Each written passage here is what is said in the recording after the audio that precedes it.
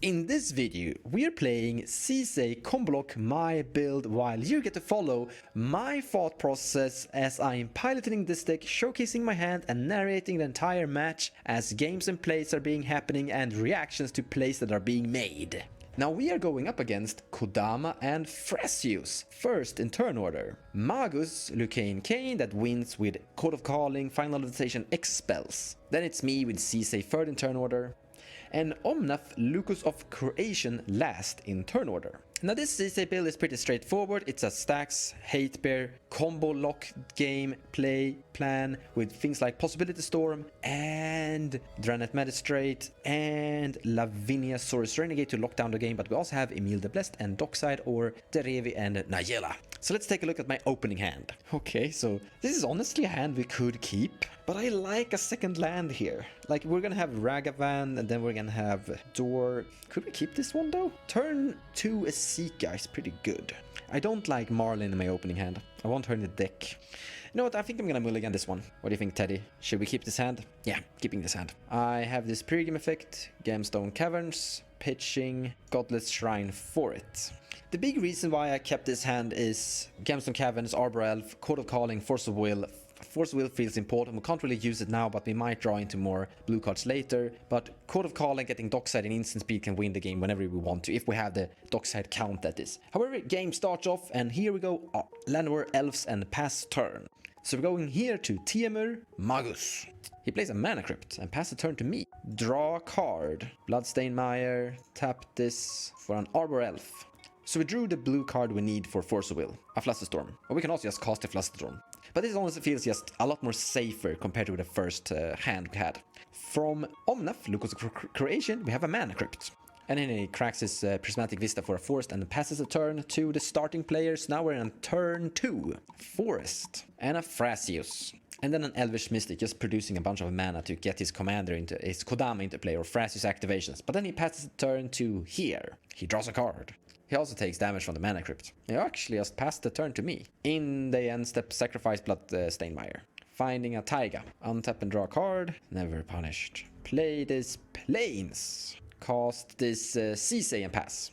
So we're building up towards a CC activation. We need one more mana to get there, but Code of Calling can currently find Dockside. Is Dockside making enough mana? Do we have a Mana Crypt? We have a Mana Crypt, so it only makes 2 so far, so it's not enough yet. But we could get some cool other options as well, depending on what we need for the game in the current future. But turn goes here, to this guy who taps everything. And a Smothering Tide. This is a great card, which is also going to give us a lot of Dockside triggers. But I guess it's going to sacrifice those. But it does climb the count to 3 Dockside anyways. But turn goes here with a turn 3. He doesn't pay for the Smothering Tide, so Omnath is creating a treasure. Plays a command tower. He has 5 mana available to him. He taps 2, 3, and Cloudstone Curio. So this is a combo piece. If he casts something like a creature, he can return a creature to his owner's hand, and if that creature is like a Dockside, which he can't play by the way, he can cast that creature infinitely and do whatever cool creature ETB trick he could think of. But he passed turn after this. I kind of want to force this, but I want to be greedy and save my interaction for whatever thing he's actually going for. But he pays, ships the turn here. The Magus doesn't take damage from the crypt, but he doesn't pay for Smothering Tide, giving him a treasure. He fetch with a Windswept Heath and cast the commander Magus. And then he passes the turn to me. Draw a card, untap. So I don't pay the treasure. I gain a Notion Thief, but do a Code of Calling here. I'm gonna announce and cast a Code of Calling here by convoking my 2 creatures and getting X equal to 2. I'm gonna make someone sacrifice all their treasures they gained. Code of Calling resolves. And I find Dockside, obviously. So I'm gaining 1 from Magus, I'm gaining 1 from Kodama, and you sacrifice everything. There you go. 2 from Omnath, so a total of 4 treasures. And with that, I'm gonna play the safe game and pass the turn, because I do have a Notion Thief in my hand that costs exactly 4 mana. I can Notion Thief and Force of Will at the same time. So turn goes here. Roll of a Crypt, takes 3 damage and draws a card for turn. But I also got rid of this guy's treasures, which I felt was important. He plays an Otawara as a land drop. He would have had his commander in play, by the way, if we didn't Dockside. I kind of want to delay the Dockside a tiny bit, but getting Dockside into play, I knew he would get rid of his treasures. So that's kind of why I did it the moment I did it. But we could have... It might have been a misplay. Maybe we should have kept Dockside for a little bit longer. He plays a Mana Vault. And then he passes the turn to here. He doesn't pay, so he gains a treasure with a Smothering Tithe. What do you think, Teddy? Did we misplay? Should have saved the Court of Calling for later? Yeah, you're better at this game than me. He plays a Nyktos. Shrine to Nyx. That can currently tap for 3 green so far. And he returns Command Tower back to his hand with the Court of Claustun Curio. So he could get his commander in play here for 6 mana. He casts Kodama, because he did tap the Command Tower for mana. Big tree.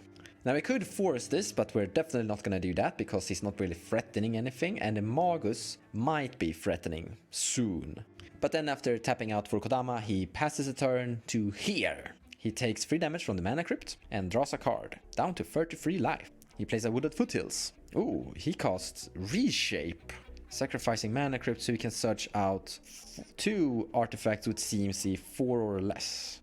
I actually don't know what he's gonna find with Reshape here. So speculation is that he wins with this. So if you guys can cast random whatever spells, I will save the day. This is literally saying I have Fluster Storm in my hand. So Omnath casts Intuition. So we're probably gonna find there's an interesting situation. We're gonna find interaction with the Intuition potentially. Oh, I don't actually know what he's gonna find yet. But then I have the Fluster Storm as well. I actually have no idea what this Omnath deck is doing, by the way. This will be a small indication of what he's up to. So there's a Fluster Storm, and a Mox Diamond, and a Forest. I will give you the Fluster Storm. But I do think we need more spells to counter both of his reshapes. So in the end, I think we're gonna need to use both. I will use my Fluster Storm to target one twice and the other once. However, Veil of Summer from Magus to prevent it. However, we're casting the Intuition from Omnath in response to the Veil of Summer, using this Fluster to counter the reshape and counter the Veil of Summer.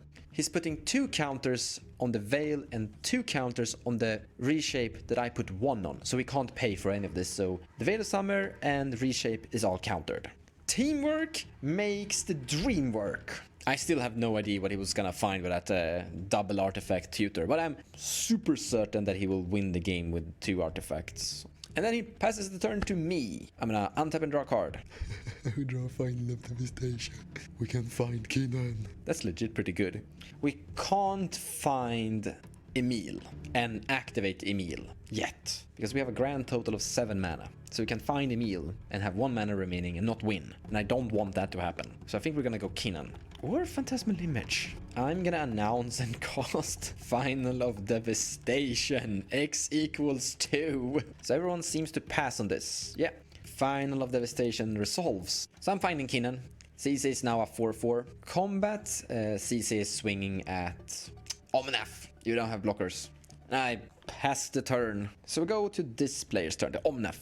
He takes damage from the Crypt and draws a card. So a big reason why we found Keenan is because we have Force of Will and the Notion Thief in our hand, and we can hard cast Notion Thief with our treasures, and that's pretty good if Thrasios starts to activate here. And I kinda wanna develop my board state a tiny bit with something decent. You could argument for other options, but Keenan is just a solid piece for CC in general. It keeps you open for more things. Now we have a gamble from the Omnath. 1 red mana spent. You could make the argument that I should have found a hate bear of sorts with the Final Devastation, but I don't know exactly what my opponents are doing, so getting Keenan increases my mana for a hate bear I have in my hand already. 4 cards in his hand. 1, 2, 4. So we're flipping that card. Force of Will. That's probably not what he searched for, but it's really good to get rid of Force of Will from him. And then he casts his commander, Omnath Locus of Creation. He then draws a card because of the ETB. We could have used the Notion Thief here, but maybe we should have. Nah. Thing is, if we use Notion Thief here, we can't use Force of Will. And he's just drawing a card for value, so not doing that. In any case, he's passing a turn, so turn goes here.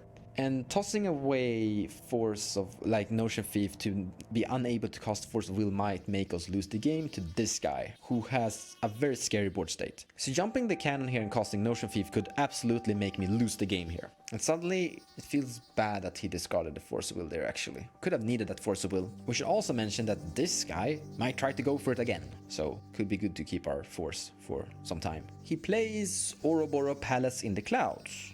But in response to some Kodama Cloudstone Curio triggers, Jason cracks with the Foothills. He finds a Steam Vents, shocks it into play, and casts Pongify on Kodama. Great! However, Fierce Guardianship. Yeah, I'm gonna respond to the Fierce Guardianship.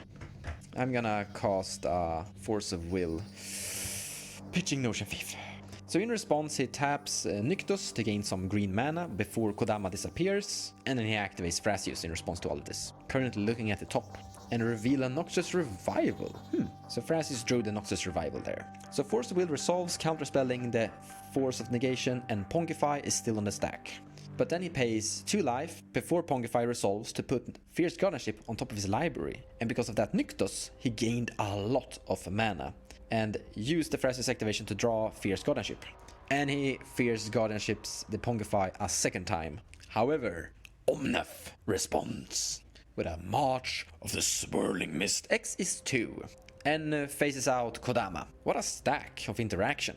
What an interactive game. Okay, a lot of people are trying to win here. But then the Cloudstone Curio triggers to return a land. And then Kodama triggers and he puts the command tower into play. Taps it immediately for a Findorn Elves and passes the turn. So this guy untaps and draws a card. He plays a Trio land, tapped, and casts a Spell Seeker to search for a CMC2 Instant or Sorcery. I'm just gonna guess it's a final devastation. And he finds a March of Swirling Mist. And then passes the turn to me. Untap and draw a card. So we didn't draw interaction. We drew Dranet Magistrate though.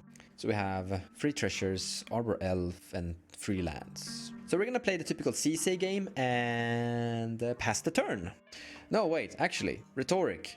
You don't have Kodama, it's phased out. Sisay Smash! 4 damage at you. And then I pass. How could I forget about combat, the best part in the game? So turn goes here, and he takes damage from the crypt, down to 23 and draws a card. I still don't really know exactly what this commander is doing. Ranger Captain of Eos. I like that. This is interacting with the other guys. It's not really interacting with me, and I can interact through this, and I can interact, and I can play and win even though that thing is in play. He finds the Esper Sentinel with the Ranger Captain of Eos, big surprise. Ooh, and we cast the Displacer Kitten. That's actually a pretty good card with his commander. Wait, that is great with his commander. Because when he casts a spell... No, wait, he can't bounce non-land permanents you control. Oh yeah, exactly, he can bounce his commander. Cute, really good. And that means I can draw cards whenever he casts a non-creature spell, basically. Or basically just untap his mana vault there.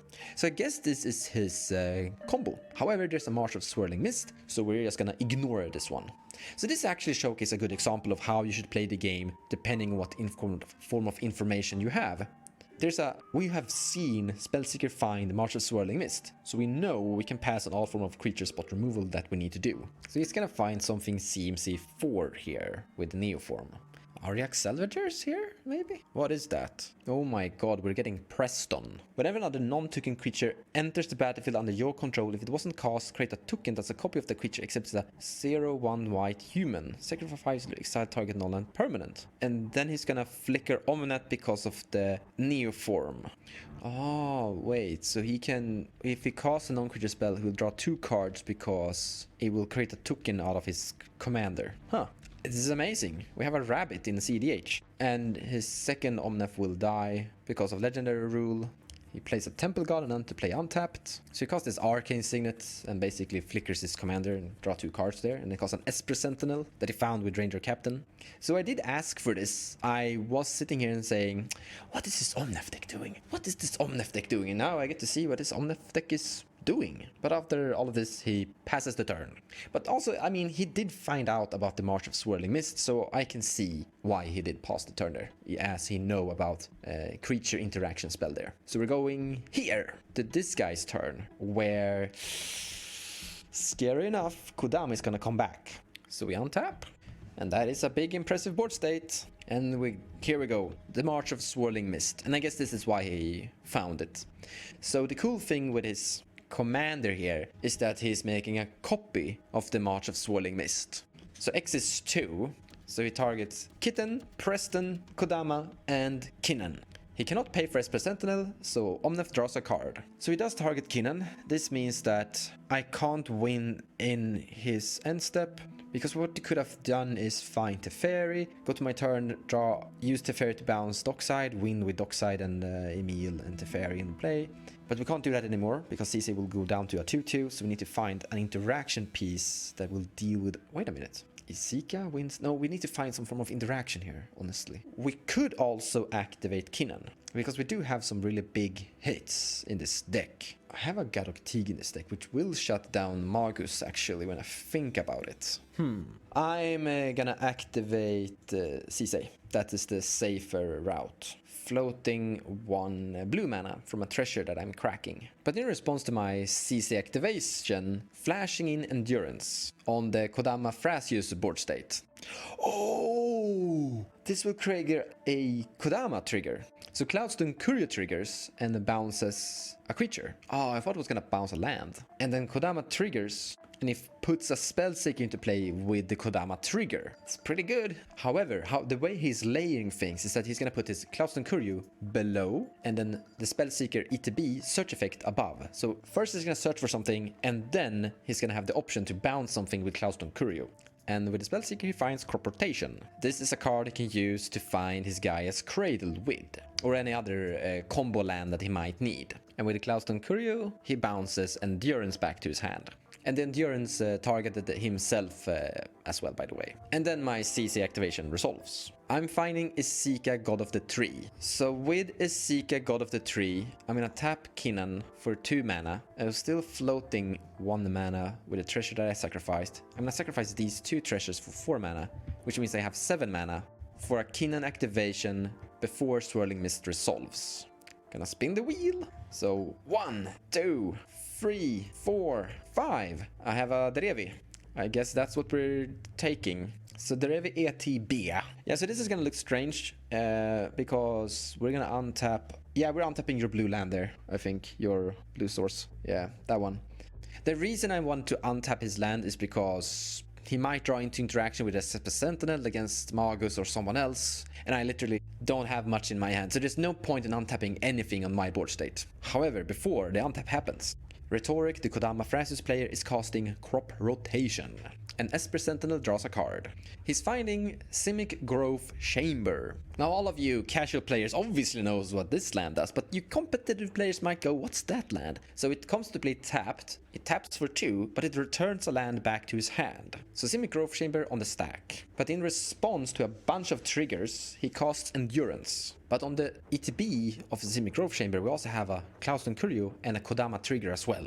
And on top of that, we have Endurance. But Omnath casts Veil of Summer in response, triggering Kitten to flicker Omnath and draw 2 cards. And also draw a card because of Veil of Summer. So Cloudstone Courier resolves, returning Spellseeker.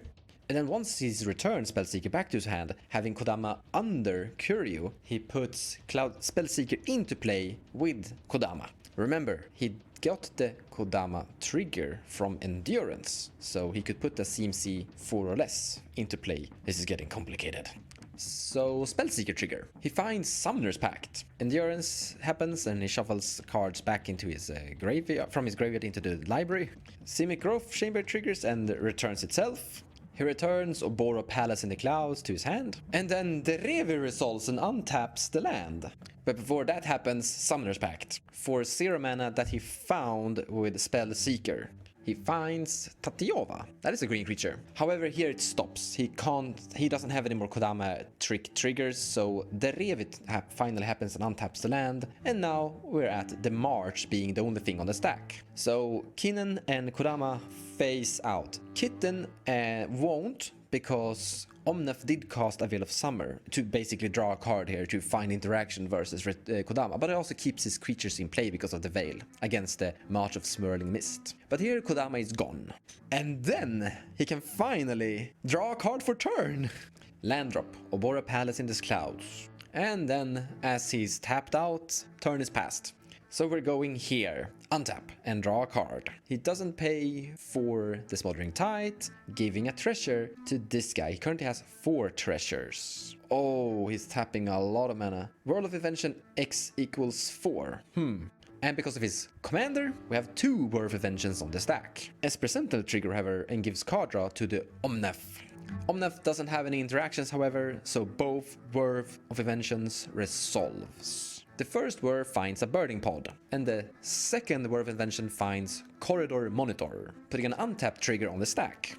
But in response, Chain of Vapor from Omnath on Magus. And Magus goes back to his hand. They were thinking about like bouncing Sisay with a Chain of Vapor, but then they realized I can just sack a land and bounce Dockside to my hand, and then Sisay Dockside, and I absolutely win this match. So he stops the chain, and the turn is passed to me. So I'm gonna untap everything I have, and Kane comes back. I'm gonna put this Scalding Tarn into play and sacrifice the Scalding Tarn. Finding a volcanic island, I'm gonna go to combat with Sisay, Esika, the Revi, and Kane. Everything at Kodama and Thrasios. He blocks Kane with Thrasios, and then Sisay with Spellseeker. So before damage, as the Revi and Esika are coming through, I will tap these legendary creatures and this Gemstone Caverns. And because of Esika, they produce an enormous amount of mana. So I have everything, and then I will use all of that mana. So I'm currently floating 4 mana, everything but white, and activate Sisay. I'm gonna find Teferi to make sure you guys aren't able to interact anymore. Then I will tap this white mana to activate Sisay once more. And then I find Emil, and here I will activate Emil before combat damage and flicker Dockside. And this will generate infinite mana, infinite treasures, and here I will find Nagella.